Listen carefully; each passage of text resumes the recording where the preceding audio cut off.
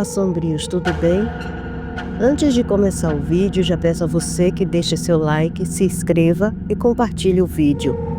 Gosta do nosso conteúdo e deseja ajudar o canal? Clica no botão de valeu e contribua com o que seu coração desejar, ou seja membro. Faça parte do clube de canais, acesse o link na descrição do vídeo e veja qual categoria é mais confortável para você e faça sua inscrição. Também não esqueçam de hypar o vídeo, porque isso ajuda no engajamento. Eu estarei deixando o Pix na descrição do vídeo, caso queira nos ajudar dessa forma. Desde já, eu agradeço. Cerberus, parte 14. Andrei organizou as fotos, guardando-as cuidadosamente no envelope, e então se voltou para Arakov. Me diga, Vladimir, por que acha que o Dr. Yangtze está morto? Os moradores do castelo podem tê-lo acolhido. Arakov puxou uma cadeira e sentou-se, desabotoando o casaco para um conforto mínimo. Seus olhos, normalmente frios, carregavam uma ponta de apreensão ao responder. Porque a única forma de entrar naquele castelo é como a doutora Gutenberg entrou, convidada. Qualquer outra forma é vista como invasão, e os invasores desaparecem sem deixar vestígios. Há rumores de uma criatura. Imagino que seja um cão de porte grande e que as pessoas se confundem. O fato é que os desaparecimentos são atribuídos a tal criatura que perambula dentro dos limites da propriedade. Andrei escutava atentamente com a mandíbula cerrada.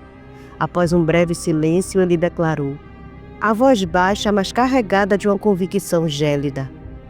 Preciso recuperar aquela espada. Os meus planos vão por água abaixo. Então, baseado em sua teoria de que a criatura não passa de um cachorro de grande porte, o que explicaria a ida da doutora Gutenberg até o castelo, afinal ela é veterinária, eu vou invadir aquele lugar. Será uma operação de guerra. Entrarei com tanques e homens, mas só sairei de lá com a minha espada ou a doutora. E se por acaso o Dr. Yangtze estiver vivo, ele virá também. Vladimir Arakov observou Andrei por um momento, a tensão visível em sua postura. Ele se levantou, um pressentimento sombrio pairando sobre suas palavras. Acho que está cometendo um erro, Sr. Kovalenko.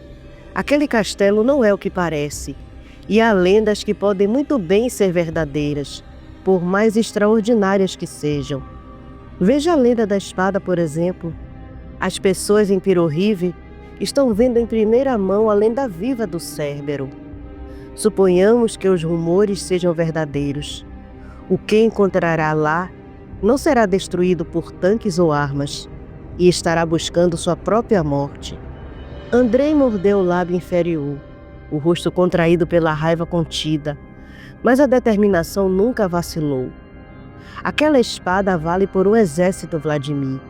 Então, mesmo que eu perca todos os meus homens, desde que recupere a espada, vai valer a pena. Arakov permaneceu em silêncio por um instante, ponderando as palavras de Andrei antes de propor um plano. O senhor poderia vigiar a propriedade da doutora Gutenberg. Ela não vai ficar naquele castelo por muito tempo. Tem uma clínica com animais aos seus cuidados. Ela precisará retornar para cuidar deles. Poderia pegá-la e, através dela, se informar melhor sobre o castelo e seus moradores e, com um pouco mais de persuasão, conseguir saber se os moradores encontraram a espada e o doutor. Dessa forma, não invadiria a propriedade no escuro e sem informações. Andrei ponderou a proposta. A ideia de Arakov o agradou profundamente. Era um caminho mais sutil e menos arriscado. Volte à propriedade da doutora. Assim que ela chegar, deixe-a entrar. Depois a prenda e me avise. Eu mesmo vou querer conduzir essa extração de informações. Arakov assentiu, uma sombra de resignação em seu rosto, e se retirou. Andrei ficou sozinho na sala, refletindo sobre tudo o que o investigador dissera. A curiosidade sobre os rumores que cercavam o Castelo Negro era agora insuportável. Resolveu pesquisar, buscando qualquer lenda ou história que pudesse desvendar os segredos daquele lugar. No Castelo Negro, Cerberus estava sentado na cama, a mente em turbilhão. Desde que tocara na espada, sentia-se estranho, como se o poder do artefato tivesse se imiscuído em sua própria essência. O mapa latejava em sua cabeça, as coordenadas de Khortytsia gravadas em sua memória.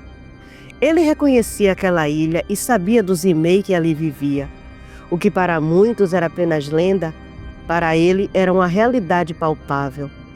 Abaixou a cabeça, apoiando-a nas mãos e apertando os olhos, soltando um longo suspiro. Mesmo assim, não conseguia se livrar das imagens.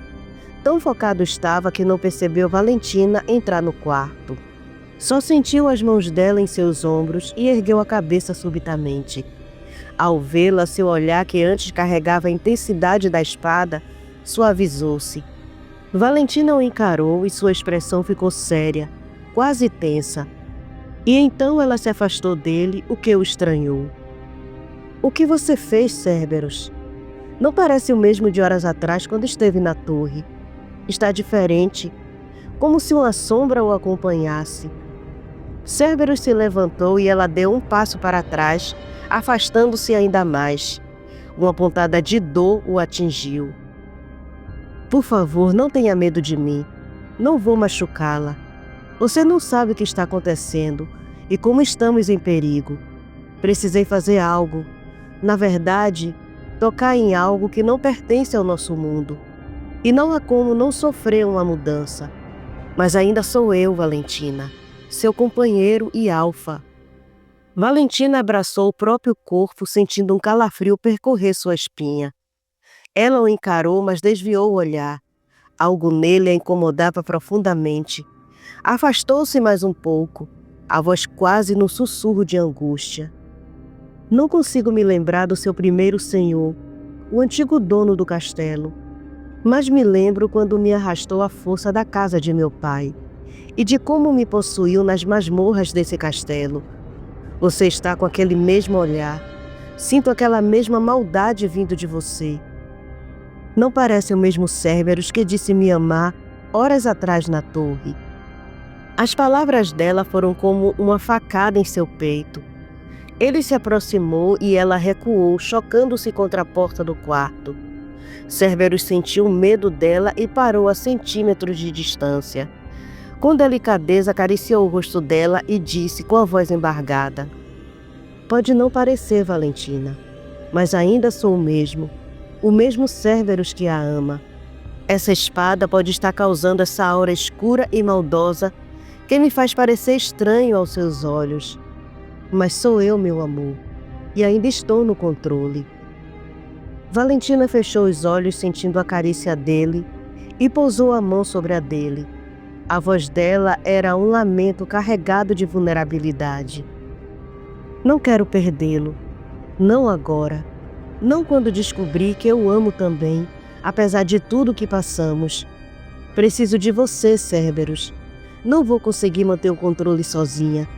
Se você voltar a ser mau, o que será de mim? O que será de nós?" Cerberus a abraçou com força, compreendendo a profundidade de seu desespero. Sentia os sentimentos de medo, frustração e a fragilidade que emanava dela.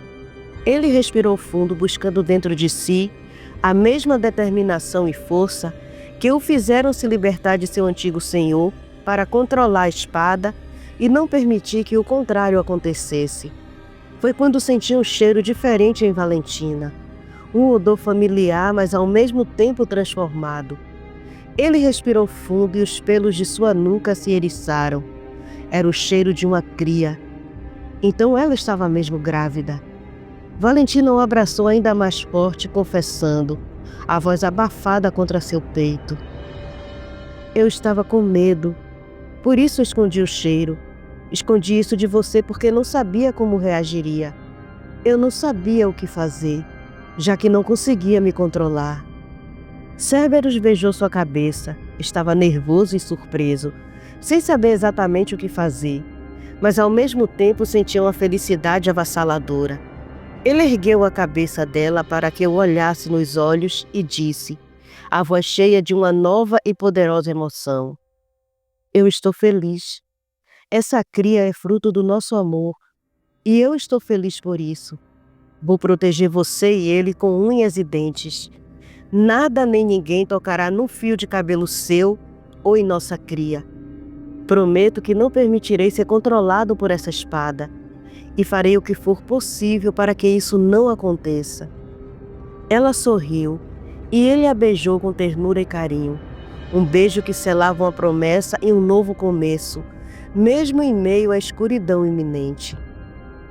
Enquanto Andrei Kovalenko arquitetava sua abordagem ao Castelo Negro, imerso em planos de conquista, e o jantar era servido na requintada sala de jantar do castelo, o terror já havia se materializado a 18 quilômetros do centro de Kiev, na vila de Orenka. Era o fim de tarde e a luz moribunda do sol tingia de vermelho o horizonte, mas a escuridão que se abateria sobre a vila seria de outra natureza. Ali no ar gélido do inverno ucraniano, surgiu Cerberus. Não era uma lenda, mas uma criatura de pesadelo, com 4 patas robustas, 3 cabeças grotescas e uma cauda de serpente que sibilava pelo ar. O calor infernal que irradiava de sua presença era tão intenso que derretia a neve por onde passava, deixando para trás um rastro de pegadas incandescentes que fumegavam no chão congelado. O primeiro sinal foi 3 uivos em uníssono, um som profundo e gutural, que estremeceu o solo e fez os cães da vila enlouquecerem de pavor, guinchando e se escondendo. Em seguida veio o tremor, um estrondo que se intensificava a cada segundo, como uma avalanche se aproximando. Moradores curiosos ou temerosos espiaram pelas janelas apenas para ver a silhueta monstruosa emergir da floresta, coroada por 3 pares de olhos vermelhos que brilhavam com uma fome ancestral. O pânico irrompeu. Gritos ecoaram pelas ruas estreitas de Orenka enquanto Cerberus avançava.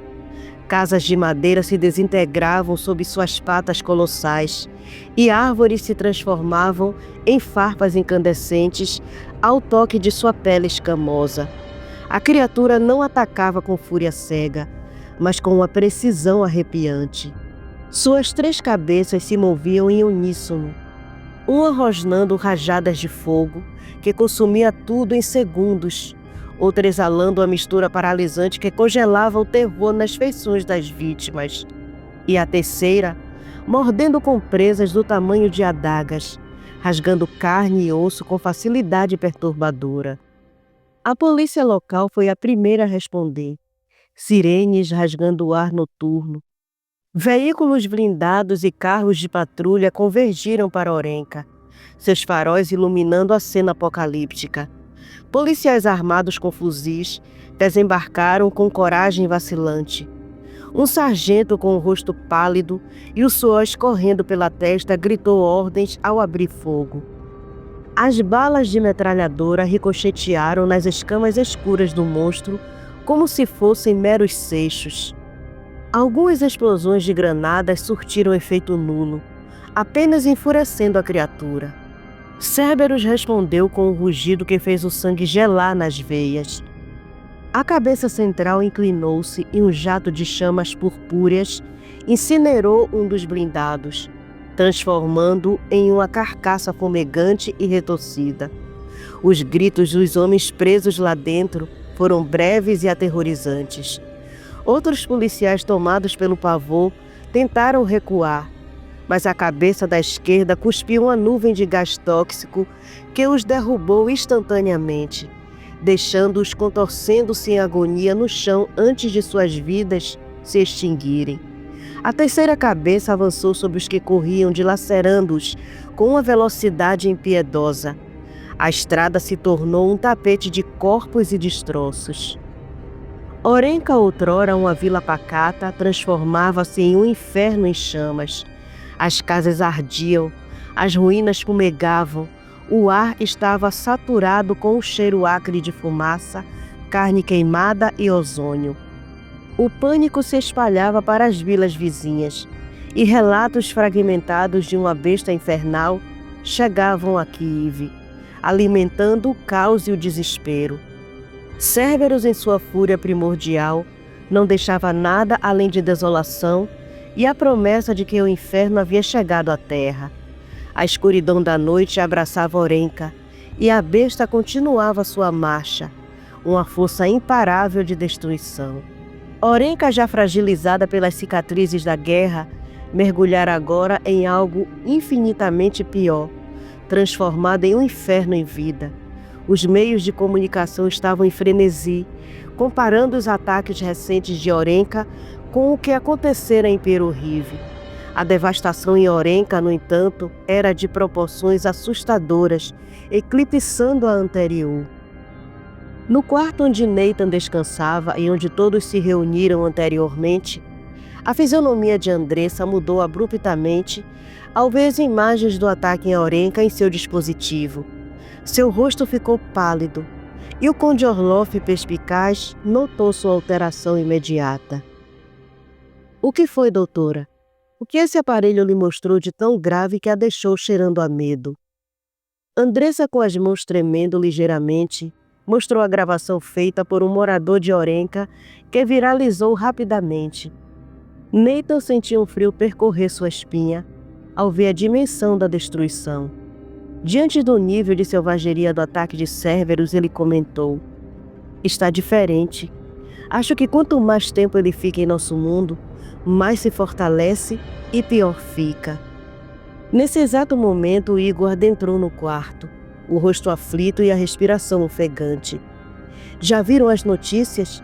Orenka é a segunda cidade atacada. Peru-Rive foi a primeira e está devastada." No silêncio do seu quarto, alheio à agitação dos outros, Cerberus estava de joelhos. Ele, e apenas ele, escutou o uivo primordial de Cerberus, um som que reverberava não apenas em seus ouvidos, mas em sua própria essência. Sentiu a espada reagir em suas mãos, e o poder avassalador do artefato se espalhou por seu corpo, forçando-o a cair de joelhos. Valentina, que o observava, correu para ajudá-lo, a preocupação estampada em seu rosto. Vendo a aflição dela, ele disse, tentando acalmá-la: "Não se preocupe. A criatura está vindo para Kiev. Ela segue a espada. Eu estou bem, só me acostumando com todo esse poder." Valentina o ajudou a se levantar, os olhos fixos nele. "Que criatura, Cerberus? Do que está falando?"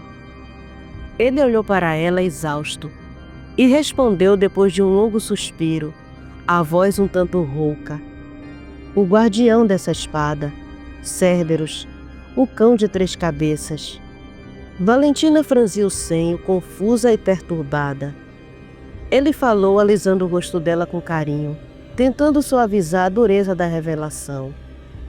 "É uma longa história, mas prometo que explicarei tudo a você." Valentina estreitou os olhos, o lampejo de sua antiga obstinação retornando. "Não se dê ao trabalho. Esqueceu que só preciso de um pouco de sangue?" Cerberus a encarou por um momento, a compreensão brilhando em seus olhos, e então ofereceu o braço a ela. Valentina segurou o braço dele e, sem dar chances de ele mudar de ideia, mordeu a veia cefálica próxima ao polegar.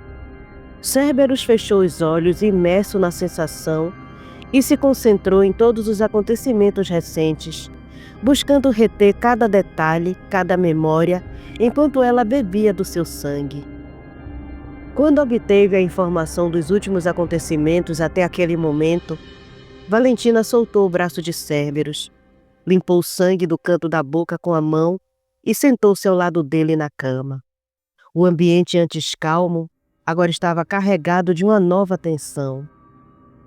"Vai mesmo para Cortícia?" perguntou com a voz baixa. Cerberus olhou para ela, a expressão grave. "É preciso. A criatura precisa ser detida e para isso preciso da armadura." Valentina segurou o braço dele com força. "Sabe que um Zimei é um dragão. Como pretende enfrentá-lo?" Cerberus ergueu a espada, contemplando a lâmina que agora parecia uma extensão de si mesmo. "Com isto." Valentina observou a espada. Podia sentir o poder avassalador que emanava dela. E como aquele poder afetava Cerberus, moldando-o de uma forma sutil, mas profunda. Ela suspirou, se levantou e olhou para ele, uma preocupação genuína em seus olhos. Espero que não se perca, Cerberus. Acho que você ainda não tem noção do poder que tem nas mãos. Agora venha. Igor já deve ter servido o jantar. O salão de jantar do Castelo Negro estava magnificamente iluminado por lustres de ferro forjado, cujas velas tremeluzentes projetavam sombras dançantes pelas paredes de pedra. A noite havia caído e a atmosfera, apesar da beleza do ambiente, era densa, prenunciando a tempestade que se aproximava. Todos já estavam reunidos à mesa quando Cerberus e Valentina adentraram o recinto. A beleza de Valentina, resplandecente com a nova roupa, capturou a atenção de Andressa e Nathan, que ficaram sem palavras observando-a. O conde Orloff se levantou, um sorriso largo no rosto, e foi em direção à filha para abraçá-la. Como é bom vê-la bem, minha filha.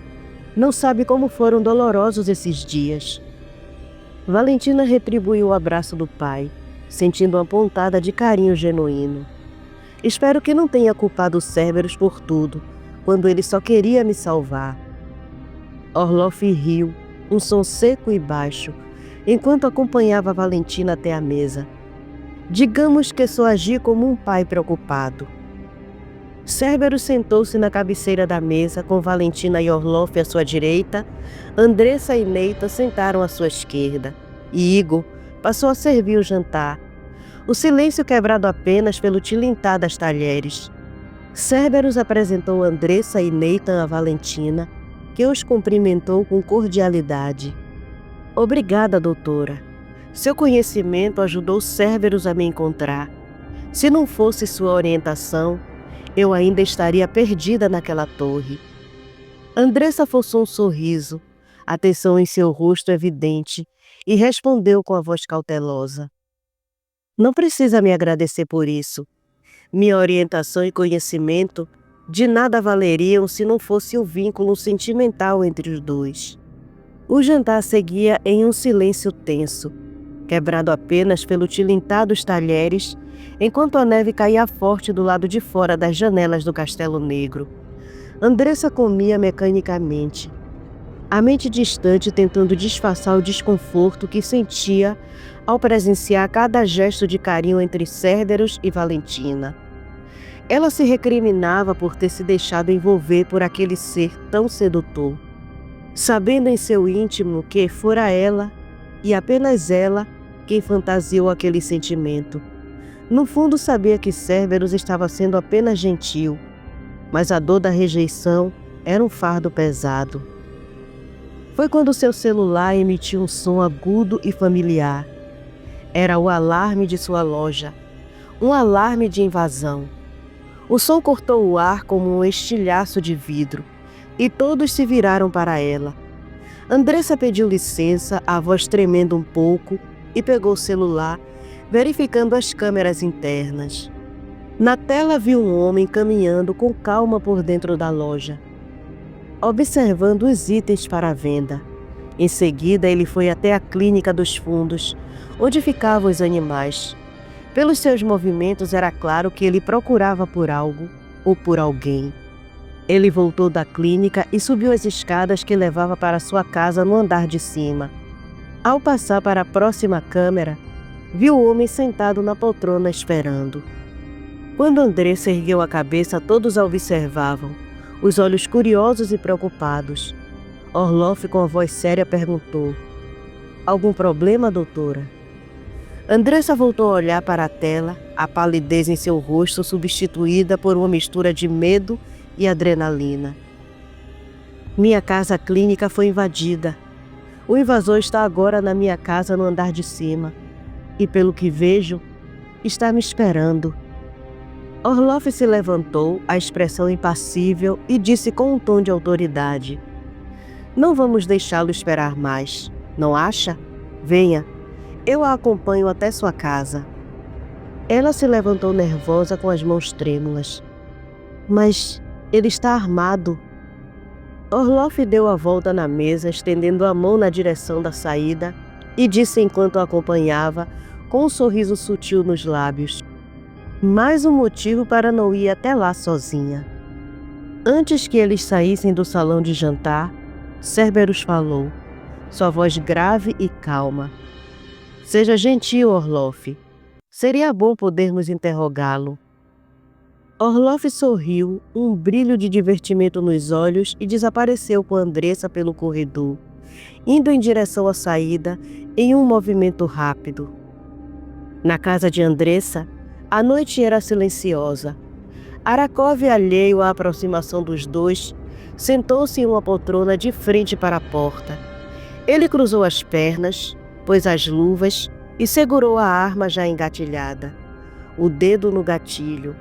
A casa estava na escuridão e ele contava com o elemento surpresa que achava ter. Ele não imaginou que um estabelecimento tão pequeno como aquele teriam câmeras de segurança, nem que a doutora Gutenberg seria tão bem protegida.